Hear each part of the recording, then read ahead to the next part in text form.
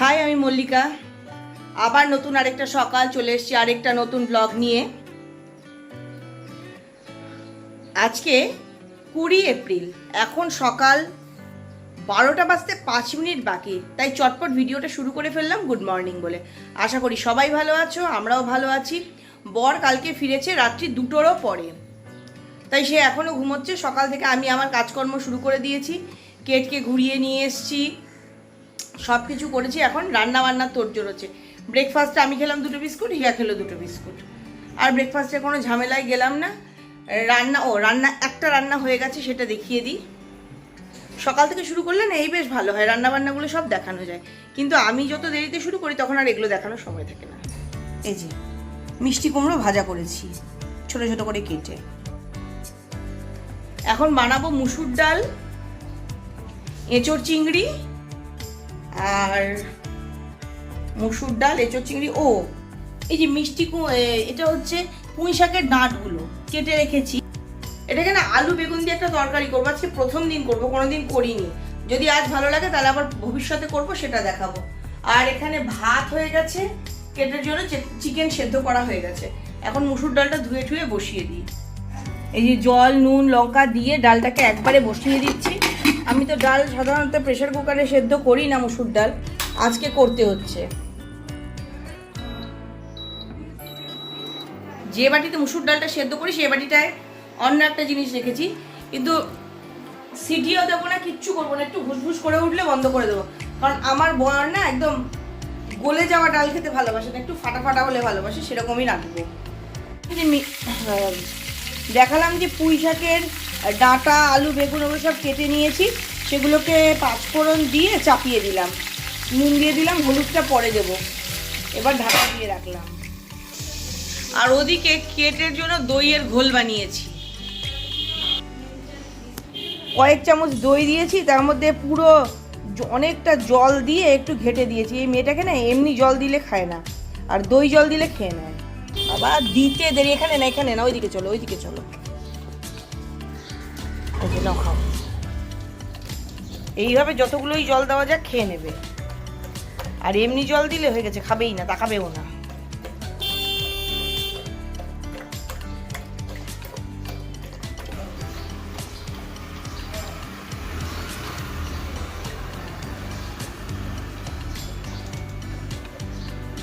এই বারান্দাটা হচ্ছে কেটের ডাইনিং রুম। যখনই কেটকে আমরা খেতে দিই এখানটাতেই দিই, ছেটাক অসুবিধে হয় না। অন্য জায়গায় দিলে ছেটালে পরে সমস্যা, আবার মুছতে হয়। এখানটায় ছেটালে কিছু অসুবিধা হয় না, যে প্রত্যেক দিন বিকেলবেলায় এই জায়গাটাকে ধুয়ে পরিষ্কার করে দেওয়া হয়। ভাবছি শুধু ওই পুঁই ডাঁটার তরকারি, কুমড়ো আর ডাল এই দিয়ে দেবো, নাকি একটু লাউ ঘন্ট করবো। লাউ রাখতে না প্রচুর সময় লাগে। আর আজকে দিনের কাজটা শুরু করেছি এত বেলা করে যে এখনই 12টা বেজে গেছে। বললামই তো 12টা বাজতে 5-এ ভিডিও শুরু করলাম। শুধু একটা ডিম দিলে কি হবে, তরকারি বলবে এত কম তরকারি। একটু লাউ কাটি, কি করবো। না এটাও তো ভাবতে হবে যে দুদিন আমাকে রান্না করতে হয়নি সেরকম, সেটাও তো ভাবতে হবে না। একটু এদিকে আচ্ছা, উপরে ওদিকে মশারি টাঙানো আছে। এত মশা না, দিনের বেলাও মশা ধরে। এই জন্য হিয়াকে এটা খুলে এটাতে পড়তে বসার ব্যবস্থা করে দিয়েছে একদম সুন্দর করে। মাথায় কি লাগিয়েছিস বলে দে। দই বাবা, পুরো টাক দেখা যাচ্ছে। সোজা পুরো টাক দেখা যাচ্ছে, মানে ভেজা ভেজা চুলগুলো ইয়ে হয়ে আছে না, টাকের সার টুকটুক। আমি কি সেটা কিছু বলেছি?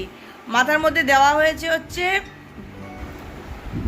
দই, অ্যালোভেরা, নারকোল তেল আর ইভিয়ন ক্যাপসুল একসঙ্গে ভালো করে মিশিয়ে নিয়েছি। ফ্যানের হাওয়া শোনা যাচ্ছে কথাগুলো, যা শব্দ ফ্যানটার। এই নতুন ফ্যানটার অনেক শব্দ, কারকাবার শব্দ করে। যেটা বলছিলাম, দিয়েছি অ্যালোভেরা, টক দই, ইভিয়ন আর নারকোল তেল ভালো করে মিশিয়ে গোটা চুল একদম লেংথে সমেত লাগিয়ে দিয়েছি। আর আমার এটা না অনেকটা কমে এসছে। এলোপ্যাথিক প্রথমে হোমিওপ্যাথি গেলাম, তারপর এলোপ্যাথি গেলাম, এখন আবার হোমিওপ্যাথি খাচ্ছি। যদি এতেও না কমে, ভোটের জন্য একদিন তো ডাক্তারের কাছে নিয়ে যাওয়ার সময় ছিল না, তাহলে আবার এবার স্কিন স্পেশালিস্টের কাছে যাব। হিয়ার খাওয়া হয়ে গেছে, হিয়ার বাবারও খাওয়া হয়ে গেল। এবার পিছন দিকে ছেঁড়া গেঞ্জি। হিয়ার খাওয়া হয়ে গেছে, হিয়ার বাবারও খাওয়া হয়ে গেছে। এবার আমি আমার খাবারটা নিয়ে বসে পড়েছি। এঁচোড় চিংড়ি টক ডাল ফ্রিজে ছিল, আর মিষ্টি কুমড়োর তরকারি, আর পুঁই শাক টাক, ওগুলো আমি খাবো না। বর ফিরেছে রাত 2টোয়, ঘুমিয়েছে দুপুর 2টো অবধি। তারপরে ডেকেছি যে এরপরে যদি ওঠে তাহলে আর কখন স্নান করবে, কখন খাবে। আবার হিয়াকে নিয়ে গিটার ক্লাসেও যেতে হবে। পেট ভর্তি করার জন্য যেই খাওয়া, ভাত ডাল, সেটা তো খাওয়া হয়ে গেছে। এবার খাচ্ছি মন ভালো করার খাওয়া, টক দই। খুব একটা টক নেই এটা, আর এমনি তো আমুলের টক দই, অত টক থাকে না। আমি আবার অল্প চিনি মেশালাম, খেলে একটা আলাদা ভালো লাগা। আমি খাই, কেট খাই, হিয়ার বাবা খায়, খালি হিয়াই খেতে চায় না।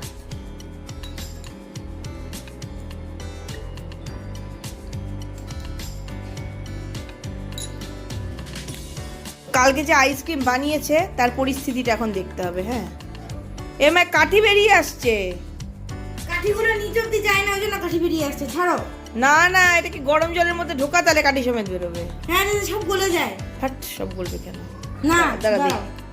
আরে নাড়ানো যাবে না, একদম সোজা সোজা করে বেরোবে। ওয়াও,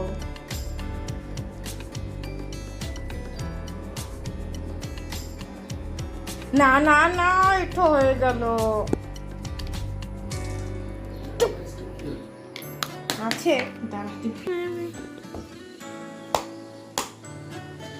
এটা না, যেটা খোলা সেটা।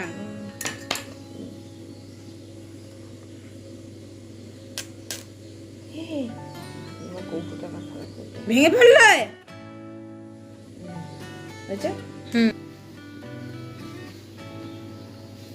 এটা কুলফিয়ালে এরকম করে কাটে, চাদরা বাতরা কি করে খাবো এটা?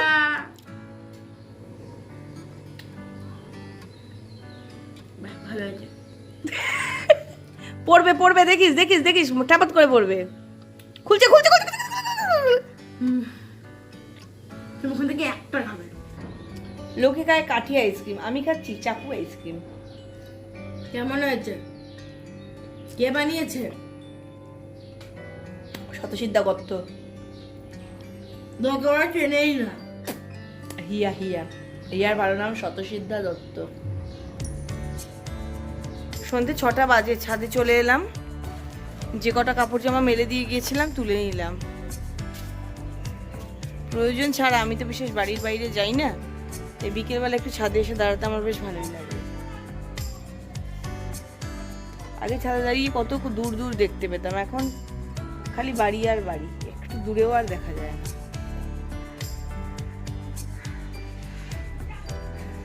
শুধু উঁচু উঁচু বাড়ি উঠে যাচ্ছে।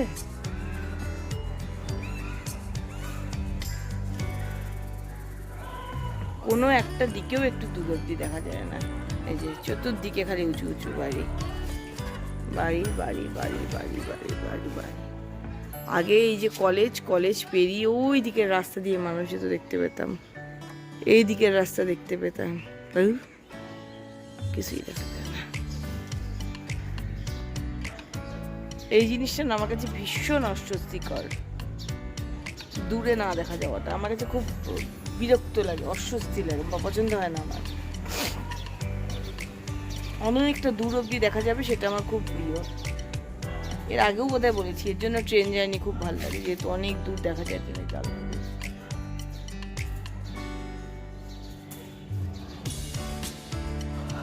দাঁড়াবো কি, কথা বলবো কি, যা মশা মশা তুলে নিয়ে যাবে।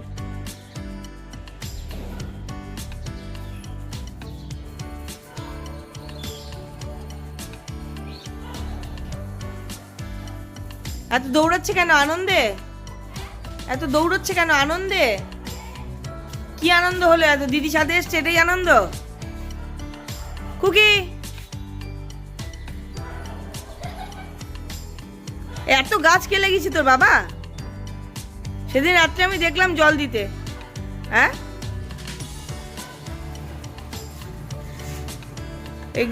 এগুলো ধনে?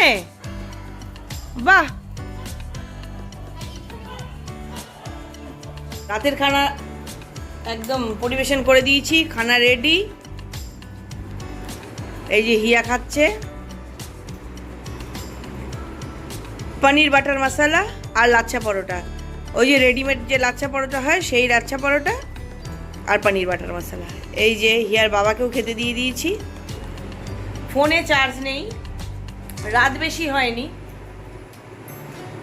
10:30টাও বাজেনি, কিন্তু ফোনে চার্জ নেই বলে আমি ভিডিওই করতে পারলাম না রান্নাটা। নইলে আমি চেয়েছিলাম তোমাদের সঙ্গে এই রেসিপিটা শেয়ার করতে।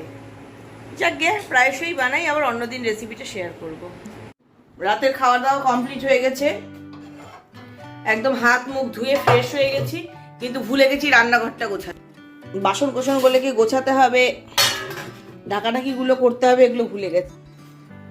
ডাল রইলো, গরম করে রাখলাম, আর লাউ রয়েছে, ওই যে পুঁই ডাঁটার তরকারি রয়েছে, এগুলো সব রয়েছে, কালকে হবে। আর আমার ওগুলো তো আমরা খাই না, আমার আর হিয়ার জন্য অন্য কিছু রান্না করব। তো আজকের মতো সমস্ত কর্ম কমপ্লিট, একদম মুখ টুক ধুয়ে চলে এসেছি। একটু নাইট ক্রিম মাখলেই একদম। আর এই কদিন ধরে যে কি হয়েছে, এই গোটা সপ্তাহটা ল্যাদ খেয়ে খেয়ে কাটালাম। না করলাম ফেব্রিক, না করলাম সেলাই, খালি একদিন বসে একটু বিছানা চাদরটা রং করেছিলাম, ব্যাস ওইটুকুই। কালকে থেকে গড়িয়াপানা ছাড়তে হবে। এরপরে